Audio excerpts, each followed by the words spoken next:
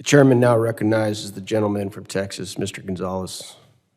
Thank you, Chairman. Thank you, Commandant, for being here. I want to follow up to my colleague from Arizona, his questions on DEI, because I'm also concerned with that. I think back to my time in the military where we had mandatory training, and some of that mandatory training I thought was appropriate as a Master Chief. Sometimes I thought it was busy work. Parts of it was busy work, and then some of it I thought took us away from doing our job. So the question for you is, how many hours of mandatory DEI training do Coast Guardsmen have? We have a number of mandated general military training requirements. I don't know of a standalone course. We'd have to look into each of those to understand, is there a D&I component? My focus on the service is hiring talent that meets the standards and then ensuring when a member has taken the oath and decided to serve, that they encounter an environment that's free from harm, that is intolerant of harm, and where everyone is valued and able to achieve their fullest potential. I'd appreciate if we can get back with maybe a number of hours on that as you dig through it. Once again, I'm concerned that we're take away from our job, and your job is very important, it's very critical. And I'd also say DEI does not equal diversity in many cases, but I'll leave it there. I'd love to follow up with you on that part. Now to talk a little bit of tactical. Jihad of South. I'm a proponent of Jihad of South. I think it is the gold standard in many cases of bringing interagencies together and success. Outside of being on Homeland Security, I'm also on the Homeland Security Committee. I'm also on appropriations. So my question is very clear to you. Jihad of South plays a critical component to counter narcotics and maritime security. What additional resources, money, right? How much money do you need in order to have Coast Guard successes increase, specifically when talking about Jihad of South? I agree. Jihad of South is absolutely the gold standard, and not just interagency alignment, but also international partner alignment, as they do all of the detection and monitoring for the counter-narcotics effort. Specific to the U.S. Coast Guard and needs, it comes back to our major ship acquisition programs, ensuring that we've got reliable budget authority and appropriation for our acquisitions, particularly the offshore patrol cutter, which the first one was launched in the fall. But creating ship capacity that creates the force package that gives you endgame and JIADF is really where the sweet spot is for the Coast Guard.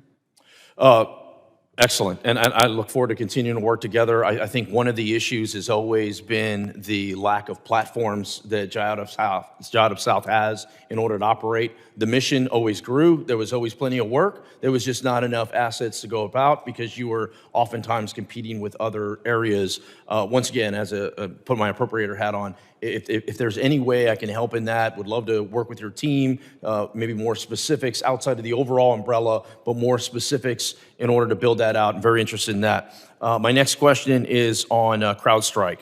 The Crowdstrike IT outage impacted the world, and on that day, the U.S. Coast Guard Southeast posted via X, the nationwide connectivity outage are impacting the U.S. Coast Guard Rescue 21 systems and hashtag D7. For urgent distress, please use VHF Radio 16 to reach out to the Coast Guard or dial the 7th District Command Center. Was this an isolated incident or was this Coast Guard wide?